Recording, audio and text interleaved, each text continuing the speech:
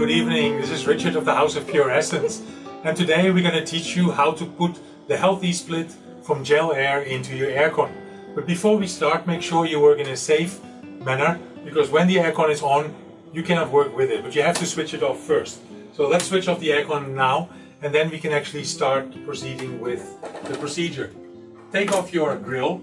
Once the grill is off, take off the dustpan.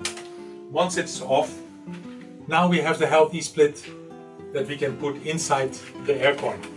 So we take the Health-e Split, and you can see here the cutting where we can open the Health-e Split, open it. And once it is open, you put it in the landscape format inside the metal grill over here. And once that is done, you can put the dust filter back in. After that, the grill and your aircon is ready to go again.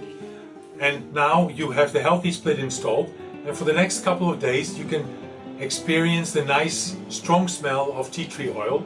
But after a couple of days it will go down to a very minimal level, but it will still be enough for about 3 months to kill all the mold, virus and bacteria inside your aircon and therefore your house. This was Richard from the House of Pure Essence. Happy killing of your molds. Hope to see you soon. Thank you. Bye bye.